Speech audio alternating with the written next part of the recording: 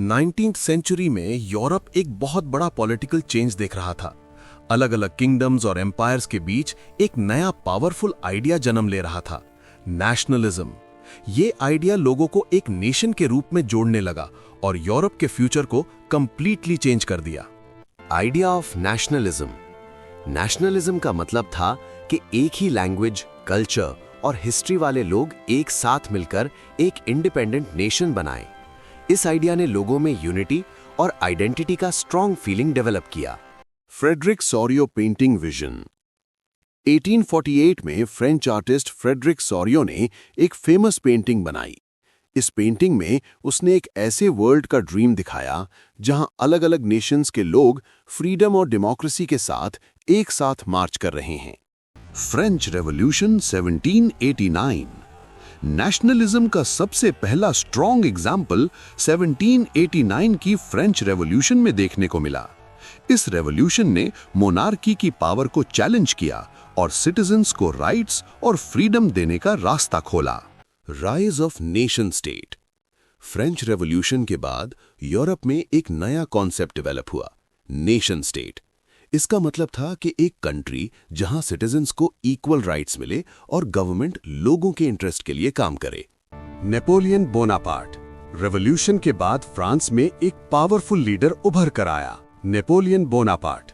Napoleon ने Europe के बहुत बड़े हिस्सा पर कंट्रोल एस्टैब्लिश कर लिया और नए लॉज इंट्रोड्यूस किए।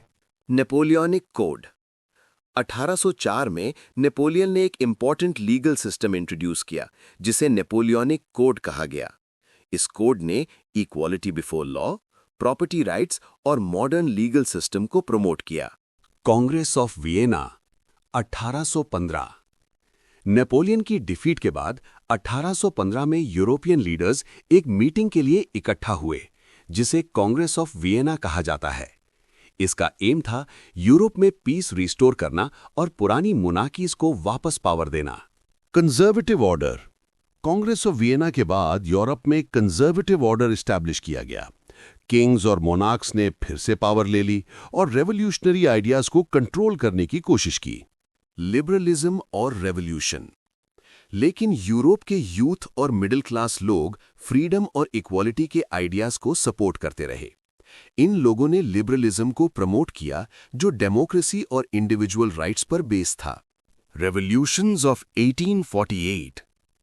1848 में यूरोप के कई कंट्रीज में रेवोल्यूशन शुरू हो गईं। लोग पॉलिटिकल राइट्स और नेशनल इंडिपेंडेंस की डिमांड कर रहे थे। Unification of Italy. इटली पहले कई छोटे स्टेट्स में डिवाइडेड था, लेकिन लीडर्स जैसे जुज़ेप्पे गैरिबाल्दी और जुज़ेप्पे मज़्ज़ीनी ने मिलकर इटली को यूनाइट करने की मूवमेंट शुरू की। यूनिफिकेशन ऑफ जर्मनी भी एक पावरफुल लीडर के थ्रू हुआ, ऑटो वॉन बिस्मार्क। उसने डिप्लोमेसी और वॉर्स का यूज करके अलग अलग जर्मन स्टेट्स को एक पावरफुल नेशन में यूनाइट कर दिया। कल्चर और नेशनलिज्म।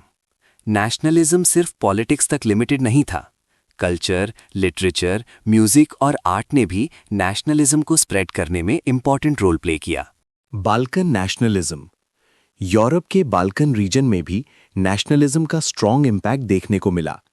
यहाँ अलग अलग एथनिक ग्रुप्स अपनी इंडिपेंडेंस के लिए स्ट्रगल कर रहे थे। कंक्लूजन। नेशनलिज्म ने यूरोप की हिस्ट्री को कंप्लीटली ट्रांसफॉर्म कर दिया। इस मूवमेंट ने नए नेशन स्टेट्स क्रिएट किए और मॉडर्न पॉलिटिकल सिस्टम्स की फाउंडेशन रखी।